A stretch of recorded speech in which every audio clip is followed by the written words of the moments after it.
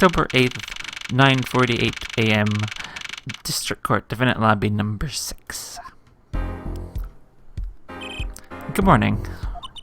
Hi Vera, how's it going? So, you're Vera, right? I'm Juicy Wright. That's right with a W. But not a right, right? We're on your side. You can tell us anything. Please? Good morning. She speaks. Not bad. But I think you do better than a little smile, you know? You're so pretty, you need to sell yourself, you know? Juicy, let's take it easy, for starters. Oh, you draw? What do you... Thank you for taking my case. That's a nice little smile on the pad. Okay, I guess that's a start, I guess. She's doing her nails. Here she goes with the nail polish again. That's great, really, it's so cultured. Oh, what do you got now? Happy face. Wanna try? Ooh, really? Girls. The victim, Drew Ahem, was a forger. A stolen painting was found in his studio. Life of crime, really. I mean, one that led to his death. October 8th, 10 a.m., District Court, Courtroom number 3. The usual gang is here. Well, we will now, begin their, trial of, Vera Ahem. Is the judge okay? His voice is all raspy and he's looking around all nervous like, The repercussions of today's trial will most likely be felt for a long time, and may indeed alter our legal system forever. Today is a test of the juris system, and the first step towards a new order in our courts. Daddy's secret mission. The jurists will function like a jury. Let's hope their inclusion will help the courts better reflect the people's will. Why aren't there any jurists in the courtroom? 3 closed-circuit cameras have watched the courtroom at all times. All jurists have access to everything that transpires.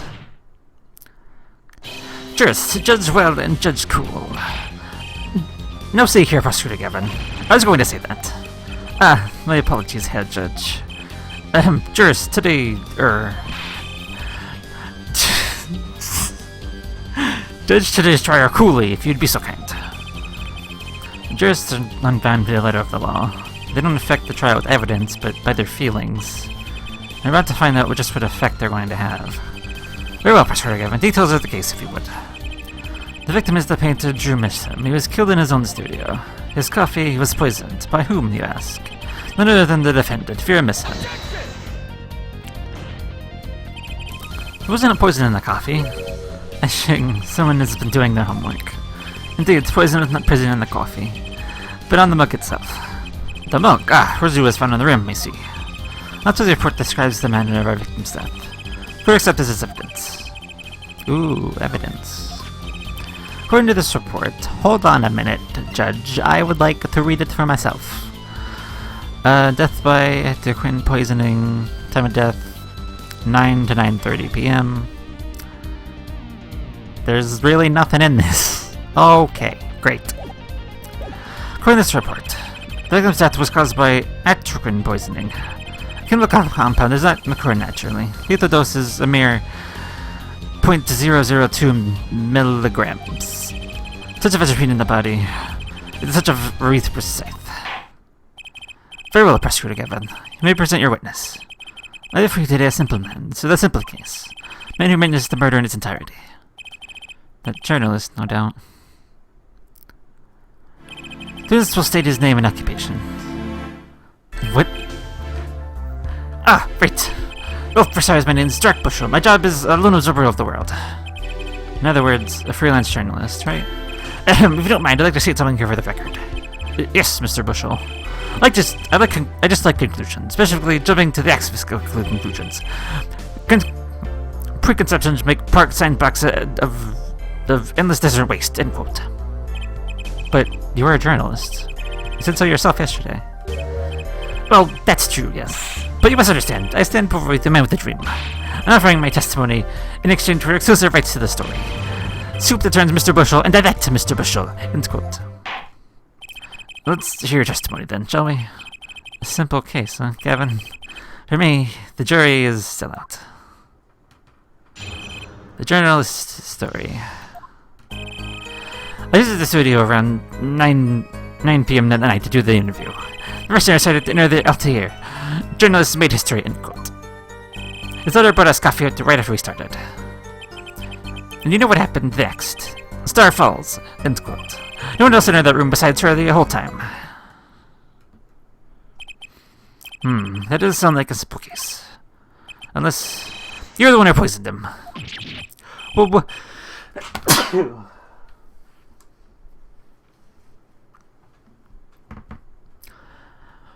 what are you saying, Judge? Never mind you. The cameras are rolling today. I felt the need to be a bit dramatic. You didn't do it, did you? Me do something like that. Come on, that's like newsmaker making the news, end quote. Or even contemporary witch hunt, end quote. I know, wild accusation, rock courtroom, end quote. Rock indeed. Professor Gavin sure looks like he's having fun. I'm so happy for him. Well, Mr. Justice, your cross-examination, please.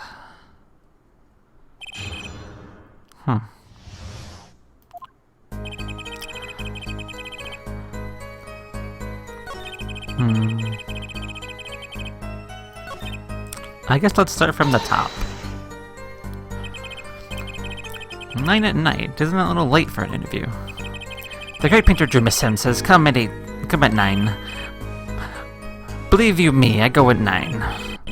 And first, it turned out to be the last interview, which is a perfect painter. Right. Can you tell us what it was like when you arrived? Sure. Go on. You're the first reporter ever in Juice Studio. Posterity looked back on that night as a turning point in journalism history. Basically, an insignificant step for all mankind. But a giant step for that Bushel guy. End quote. If no one on the outside ever exited that studio, then it would serve as the reason the deed was done by an insider. Which means Vera did it. So how did this epoch-making interview go? Coffee. Would you mind being a bit more specific? Oh, let me tell you, I enjoy a cuppa. In fact, it all began when I was in 3rd grade. No, wait, 4th grade. That's not what I meant. I believe I know what half-forehead extravagant. This coffee the victim was served. Any other than the defendant touch it. Right, that's what I was going to say, really. Well, now, if you got a question to ask, you best straight up ask it. That's what I tell all the new recruits several times if necessary. Write for a grade schooler. That's my motto. Which is to say I can't only write drinks with level. Who touched the coffee? Dunno. I was in the back looking at the studio's equipment when she served it. And what happened next?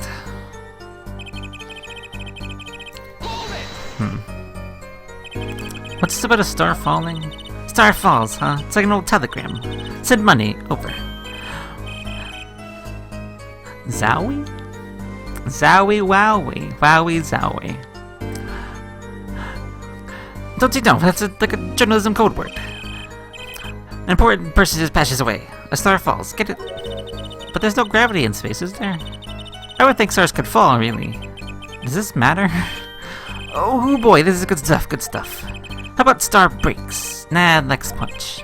I know. Star dies. Nah, lacks imagination. Of course, you could go with the Drew dies. Straight to the point. I like it. I think we need to hear about something a little more substantial. The moment of death.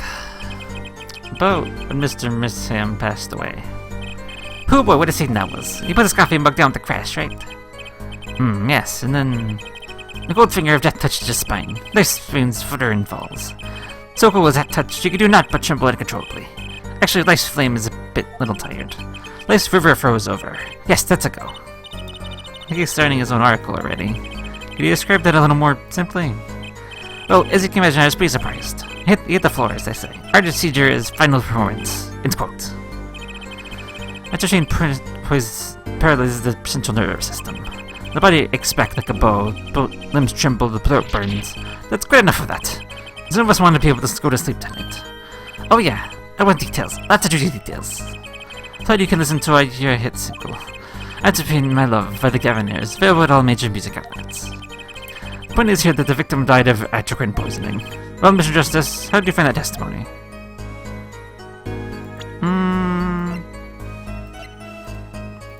I don't know. Slow acting. Yeah. Well, as an account of the moment of the victim's death, I'd say it's very important.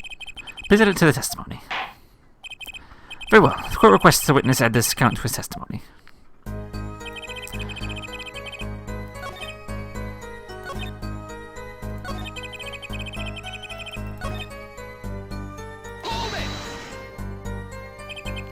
So he was definitely death by poison. I'm gonna be so sure. Hey look, I'm a journalist. I've seen a lot of things. I've had more than my experience with so-called poisonings. Mainly it's fishy fish. Goes bye-bye. End quote. Food poison doesn't count. You gonna talk about something else? Sure. Bushell's coffee. So you drink the coffee that Vera served you, too? Of course. When someone serves you coffee, you drink it. That's what my old boss used to say. Never to get what he meant by it, though. But you're still alive, which is to say you didn't die. Of course not. No point falling before you're a star. End quote. That's not exactly what I was getting at. What you're getting at, then?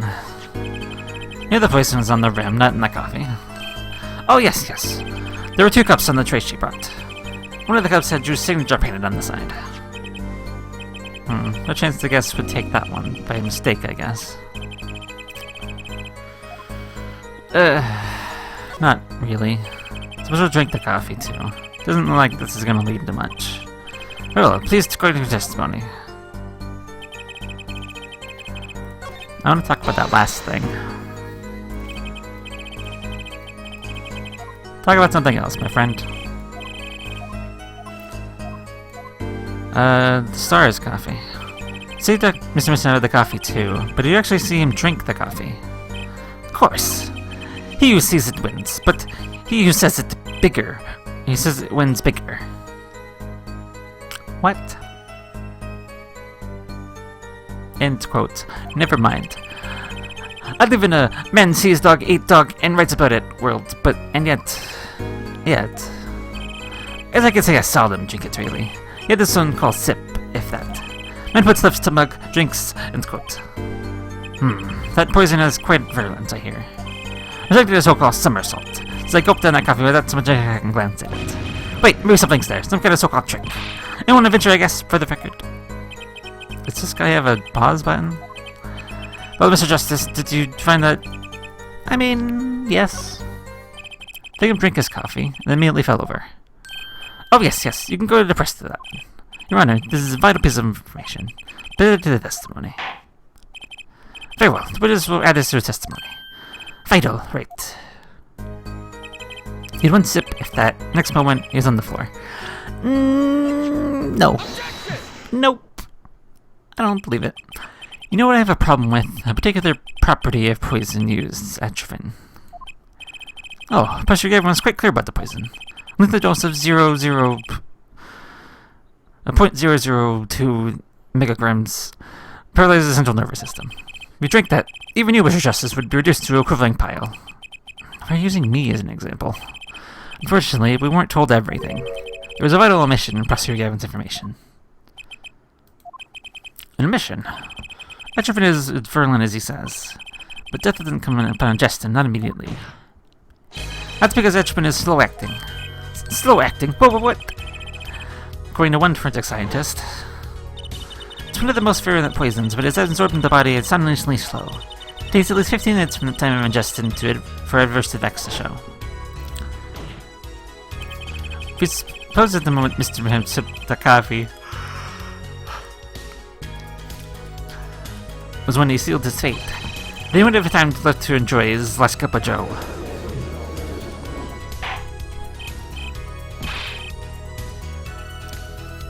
Order! What is the meaning of this? What the defense said is correct.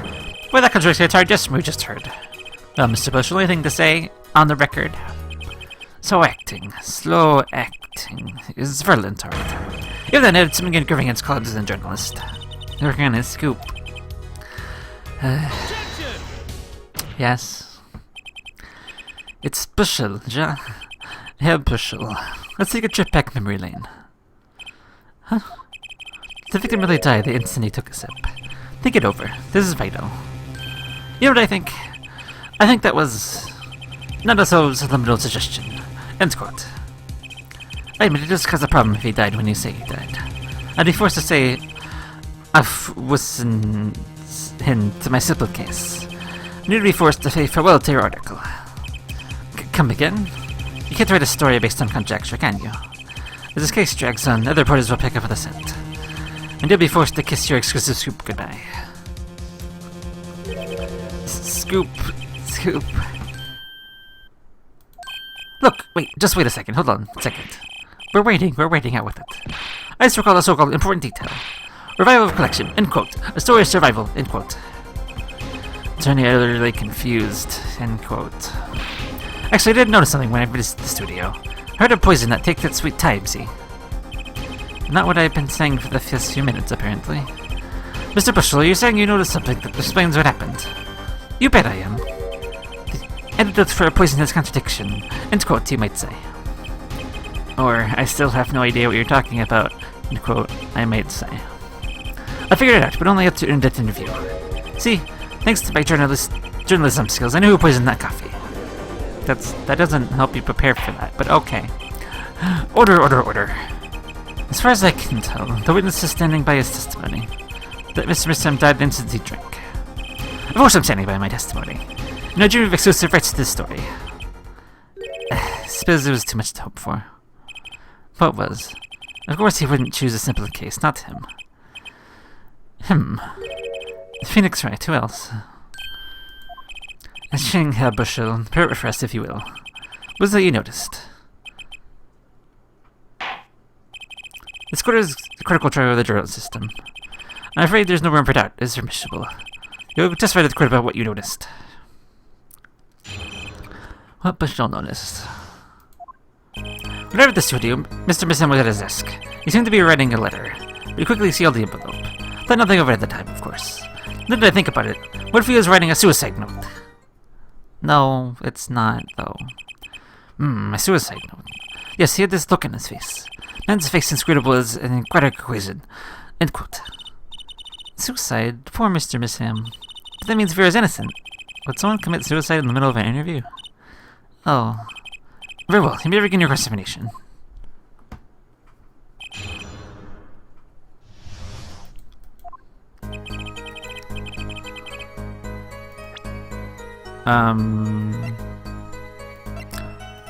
Was it this one? Perhaps.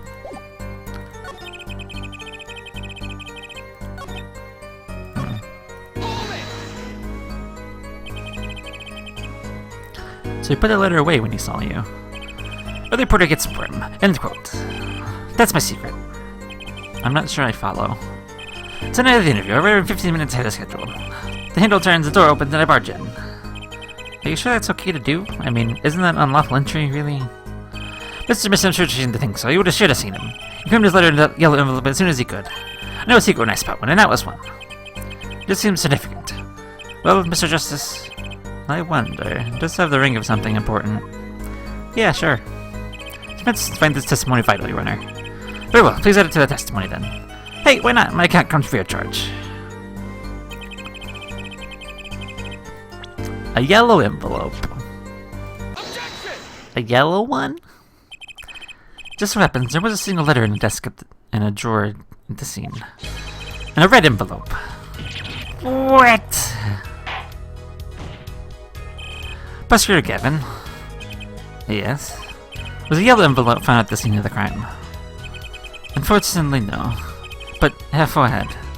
It's easy to mistake the color of an envelope. I guess. But not this envelope. You see, it was postmarked already, 7 years ago. Well, Mr. Bushel, I can explain that. True, right? He wanted to get that letter in an envelope. Pronto. Get on the side of my beady eyes, right? So we grabbed the nearest envelope and crammed it away. So what about the whole red and yellow envelope contradiction, chump? Well, Mr. Justice, if you have anything to say to the witness claim. That night, the victim put a letter you've writing into a red envelope.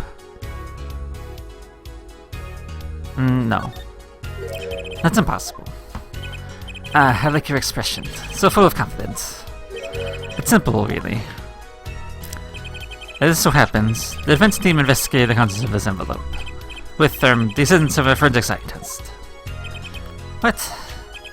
Note that this letter is addressed to Ahem. Oh. Why would he address a letter to himself? Let alone send a suicide note to himself. I've been scooped!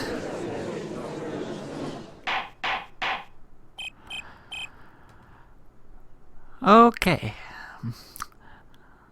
Next time, we'll come back and see where this case goes.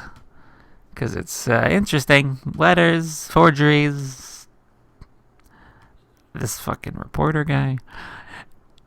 We'll see what happens next time. So until then.